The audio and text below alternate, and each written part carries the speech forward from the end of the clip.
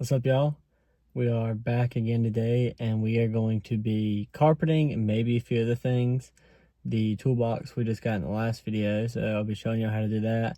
We might be doing some rails, might be doing a little bit of lighting, so we'll kind of just see where it takes us. But for sure doing the carpet, so we just got the stuff, so let's go ahead and start with the carpet. Alright, let's start off with what I got. Everything I got was from Home Depot.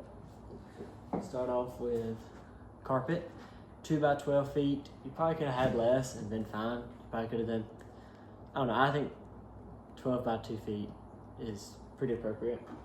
Then we got these little Velcro pieces, so that way I can stick it at the back and the carpet don't slide around and stuff. 2 of those. And then utility knife to cut it up. That entire thing there, all of this, got it all together was $28 and some change. So, I mean, all very, very cheap. So I'm gonna start off over here. As you can see, this hook's kind of bent, but I'll fix that later after I get all the carpet in here. So I measured this one and that one, and they are 18 by, I think it was 4.5, I'll double check. But yeah, so you'll go out and get this carpet, oh gosh, get the carpet, lay it down, cut it, fit it in there, and then I'll show you what we'll do about those bolts.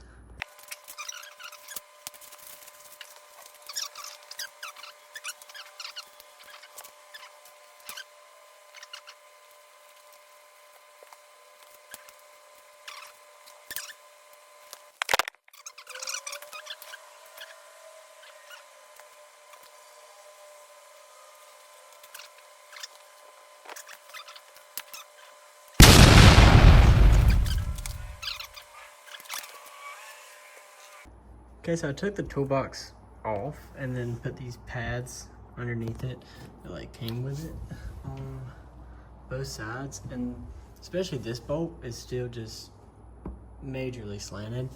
And I know there's like on the Tacomas, there's like a spot, it's right here, that you can go underneath, and that's what I J-hooked my last one to, because it had a slit right here. But this one only has one. And I was like, oh, I'll just drill a hole into it. But then I know that I might move it. If I end up putting a rail on the top of it, I might end up having to slide it out some. So I'm just gonna leave it for now and just carpet it and cut it open how it is. So let's get to that.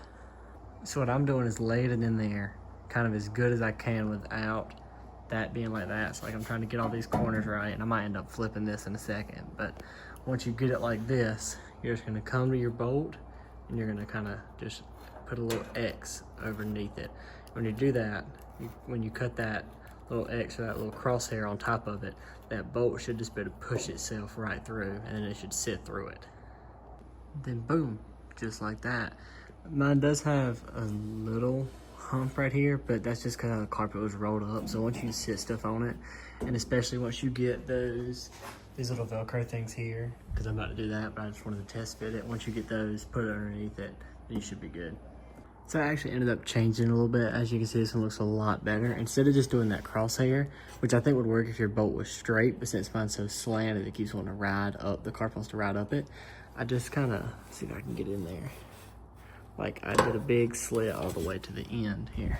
I'll put it down here, just like that, so that it can just ride all the way up, and that this can, everything else can still lay flat around it. And that's what I found works the best and looks the best as well, with it having to be so slanted just because how mine is.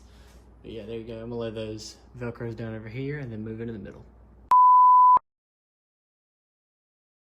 So now onto the middle, which I know is gonna be the hardest part, because I mean, the corners kind of just whoop my tail. So I know this is about to. But what I'm thinking is, I think I'm gonna try to do 3 separate pieces. So do one on slanted, and one flat.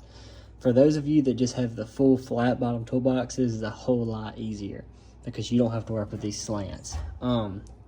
If that doesn't work, I might then try to do one full piece all the way down, and so that way it kind of pushes against itself. But at first, I'm gonna measure it out and I'm gonna try to do it based off of the 3 separate sections and see how that works. All right, so we got those 2 in. There's like a few kind of little ripples. I ended up using one of these to get one big one down there, but I mean, it's not going to be perfect unless you're really good, which I am not, and I don't claim to be, and I'm fine with that, but that's how I want it to look right there. And then I think my middle one right here, my section is 35 and a half by 18 and a half. So let's get that popped in there. Went ahead and cut on this light out here, which I don't know why I didn't do sooner.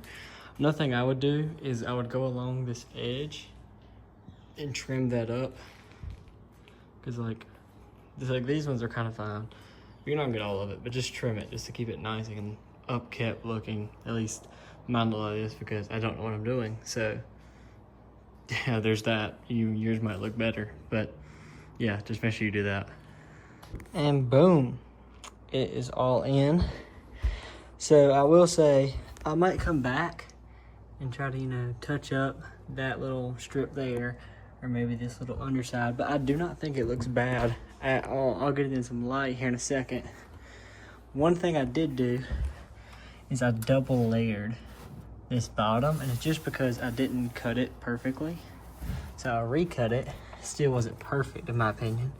So I just double layered it, and you kind of hide all the blemishes and just say it's for padding. Nobody will ever know. But yeah, I gotta get this whole mess cleaned up. Still have plenty of carpet left. I would still recommend the, I did 12 by 2, but the only reason I did 12 feet is because that's like the minimum length they can do. So, say hello. Who is it? It is now a few hours later. He walked out, and then we went to go get food, and we cleaned everything up. But got everything back in here. I mean, it is just, I mean, I think it looks absolutely amazing. Turned out great on both sides. Like, you're gonna have stuff like this, and I even have, well, I don't want to unpull most of it.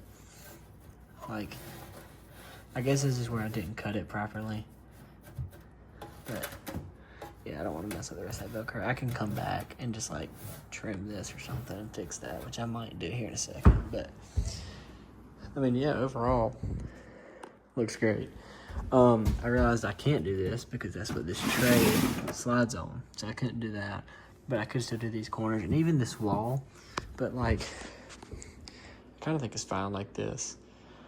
Like, I still have, there's my leftover carpet right there, but yeah, I think it's fine like this. And I was between this gray carpet and the black, and then the machine for the black carpet broke, so my only choice was gray, so I went with the gray. I think this was 69 cents a foot, square foot, so amazing deal. I mean, this entire thing, it could have cost me less because the Velcro things are not great unless you like use a bunch of them, which I didn't because I didn't think I needed to. So, but yeah, I mean, this can cost you, I think the carpet alone was $21. So like, this is under $30, and you can, I mean, especially if you're trying to resell one or something, throw this in there, spend an hour and a half doing it, if that, if you're better than I am.